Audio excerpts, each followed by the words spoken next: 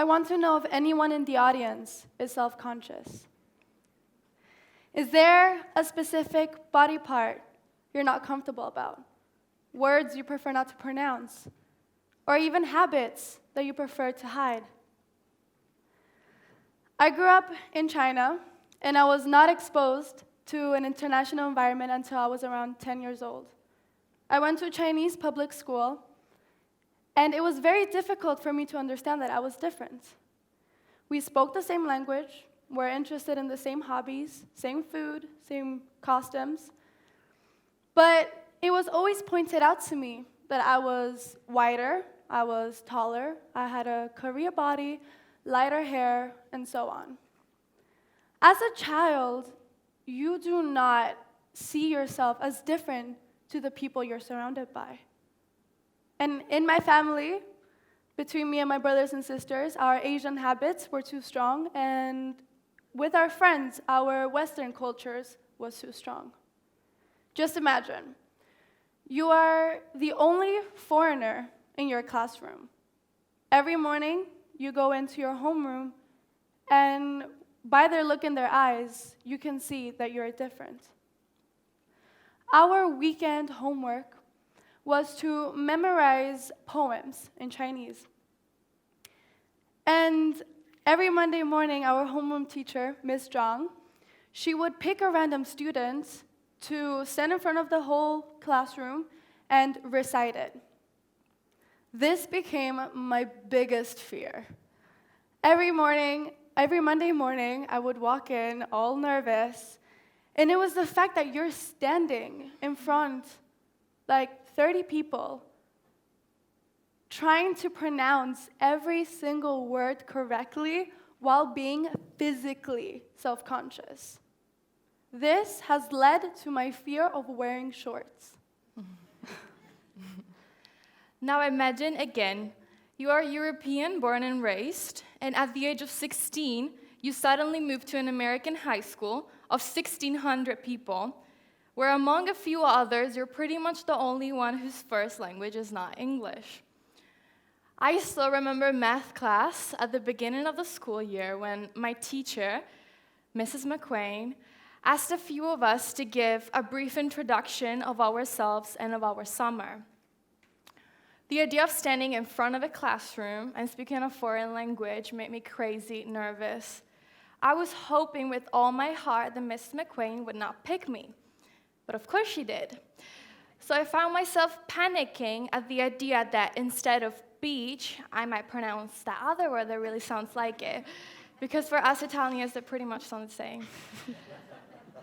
Right from that moment, from the beginning of the school year, I started to isolate myself and refuse contact with other people because I thought that in some way limiting my dialogue with them would be so much easier than having a different accent or pronouncing a word wrong. My self-esteem started to really struggle because I felt so much different than the people around me, and then my disadvantage in not speaking English fluently was overwhelming me. Only the year after that, when I moved to an international school here in Shanghai, I got over the fact that I was different. Here, everybody comes from different cultures and has different accents.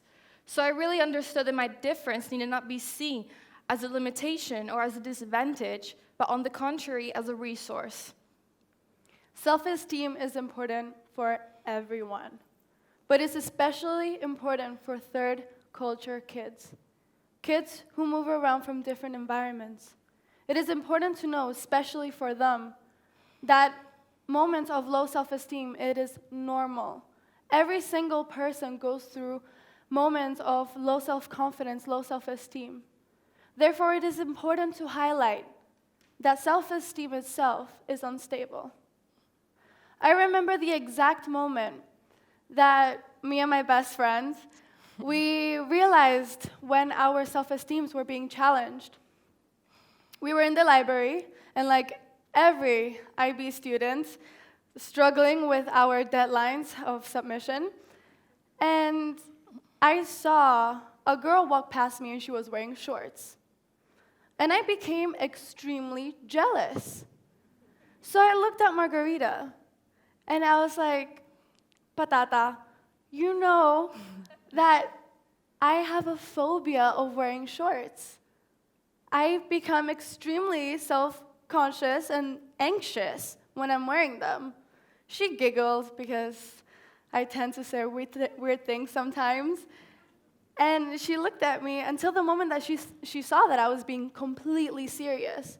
And she looked at me and she said, Ballena, which is her nickname for me, "That's ridiculous. You have beautiful legs." And that's when I also opened up to her about my fear of mispronouncing words and having a different accent. And just as her self-consciousness sounded absurd to me, mine sounded absurd to her. The weird and funny thing about us people is that we realize how ridiculous and little something is, yet we're still able to feel it and do it. I'm saying this because no matter how big or small, every single person has something that they feel self-conscious about. And just the fact that you're addressing it and you're saying it out loud, it already shows that you're overcoming it instead of letting it own you in any way. When you're self-conscious about something, it is, of course, very hard to open up about it. But from my experience, I can tell that the moment that I really started to open up about my lack of self-esteem, this all of a sudden became much easier for me to handle. It felt as if the more that I talked about it, the more I was gaining my self-esteem back. People really underestimate the power that talking about their problems openly has. The moment that you can put yourself publicly to it means that you have already overcome it. You don't have to go as far as doing a TED Talk about it and stand in front of an audience, speaking in a foreign language to do that, but talking about your problem is majorly important. But most important, something that everybody needs to keep in mind and to just try to remind yourself is that low self-esteem, it actually comes from your fear of the judgment from other people. Nobody judges you as much as you judge yourself. We really hope that making ourselves vulnerable tonight in front of an audience will help people understand the power of talking about their problems openly in order to really feel confident with yourself and with your body in every different situation. Thank you. Thank you.